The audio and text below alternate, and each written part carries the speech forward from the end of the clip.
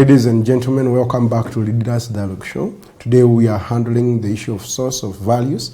And Mr. John Nganga, we are handling the issue of conscience. And there have been this rampant case of people killing their relatives, their girlfriends, their wives. Do they have a problem with their conscience? Yes. There's no way when you have a conscience, you can exterminate the people you love most. Of course, I'm not an expert in this area, but of course it's possible for the person to be sick. In that case, you're not talking about conscience. You are talking about sickness. And the person should have been taken to a hospital before they actually did it. But like I was saying, you can also kill your conscience. So it doesn't bother you. You are able to do things without them. When you see somebody raping a small child, their conscience is dead. Because you see, you have ruined a child for life, and there isn't much you have gained. It's a 2-minute thing, and you are walking away. You are missing your conscience. You are living for pleasure. You value pleasure, and you don't value relationships. So it is this, and that's why it is very important to understand when you, for example, if you start beating your wife, or beating your husband, these days it's both ways. It means, because you see, if you beat a child, it's understandable because it's discipline. The Bible says, spare a rod, spare a child. But the Bible doesn't suggest you spare, you have a rod for your wife. So by the time you beat an adult, like a child, you have missed values. And initially, to be just a slap, she cries, says, yeah, that teaches you a lesson. You don't feel sorry. Now, if she annoys you, you do something worse. One day she will annoy you. For example, you see her with another man, and you are jealous. And you just feel like killing her. But you see, it began earlier. That's why you should not withstand a husband who beats you. It's not enough. You need to go for counseling. You need to deal with it. Adults talk to one another. Because you value a child differently from an adult. You deal with them differently. So when you see somebody, your conscience tells you that you cannot talk to an adult the way you talk to a child. So when you start dealing with a wife like a child, there's a problem. Adults talk to one another. In my vernacular, they say, if you really want to sort out an issue, talk about it. If you win an argument by reasons, those reasons will stand. So that matter will never come back again. If you beat me to submission, I'll go and eat more. And come loaded. And there will be violence in the place. So you should understand that your wife has a capacity of fighting back. And the trouble is, you are going to sleep in the same bed with somebody you have beaten. Even if when you are awake, you are stronger than her. Surely, all you need is for her to start hearing, she would come slowly out of bed, get an axe. It's silly. It's lack of conscience for you to think that you can discipline an adult by fighting. And that adult is your own spouse. Now we hear now it is a matter that women are now involved in. You ask her, where have you come from? Who are you to ask me where I've come from? Why can't you talk about it? But if you ask her a second time, the next time you are on your floor. I had somebody who said that he asked his other wife who had come at 3 a.m. said, who are you to ask me? You think I'm your daughter?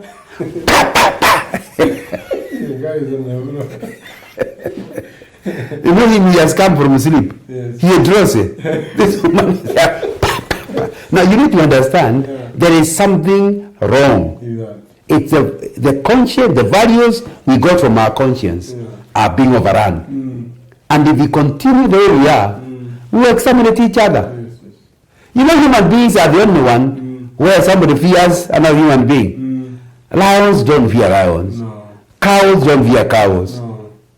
Human beings fear human beings. If you're walking at night the thing you'll be fearing is not an animal. You fear people. Because we have lost humanness, lost our conscience. We now are like animals. So you are right. A lot of the violence going on at home, sometimes the men killing, sometimes the women killing, sometimes they're exterminating the whole family, has to do with the lack of conscience. Because you see, with a good conscience, if you have a problem, you can relocate, go and live in Rwanda, away from these people whom you think have been in trouble. There are many options. So how come you think the only option is to exterminate others and you think you will live? Others are even worse. They are killing their wife, their children, and then they kill themselves. Surely, if you want to die, why are you carrying others along? It's a lack of conscience. And you need to understand the one thing that is certain. If you know there is life after death, any murderer, the list is given in the book of Revelation, witches, murderers, is going to the lake of fire. So if you kill yourself, you're a murderer. Okay, not a murder of another, a murder of yourself. So committing suicide is confirming that you want to go to hell. If you really have problems, why make them worse? Because if you really are going through a difficult time, then you commit suicide, you go to a worse place.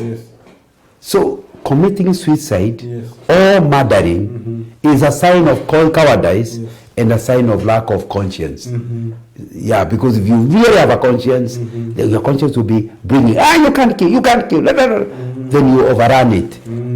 So it's the certainly lack of conscience which is killing. That's true. Yeah. In our childhood, how does it inform our values?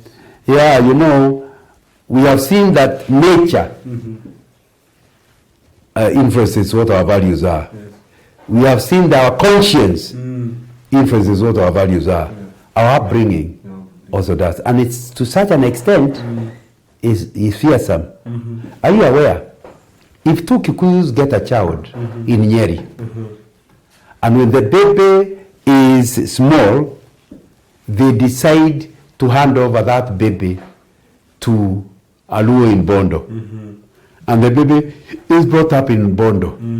20 years later, what is that child? A Kikuyu or a Luo? It's a Luo.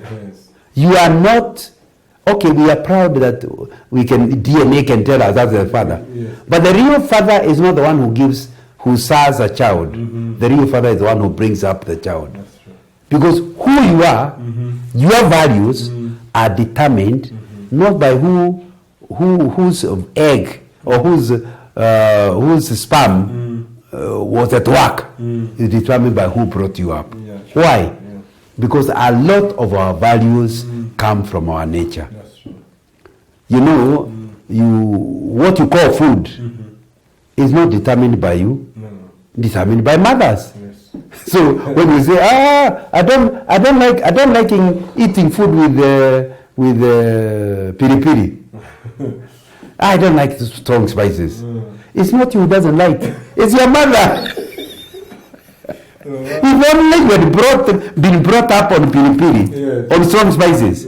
Any food without spice you feel is flat. How? Surely I can't enjoy the food. It's not you who is the problem. It's your mother. Who we are. And when I talk mother, now you understand, I mean the mother who brings you up, not the one who gave birth in the maternity. It's determined by the things he values. I think is a friend of mine who went to Korea and was told that they eat dogs. Said, what? How can you eat a dog? Sure, no. Now, I asked the person, did your mother tell you never to eat a dog? He says, no. But surely you can't eat a dog. So they just want to know, did your mother ever tell you not to eat a dog? Says, no. I can't remember him. But surely you can't eat a dog. You see, you don't have to be told. Values and habits are caught, not taught. You just need to grow around people who think dog is not meat.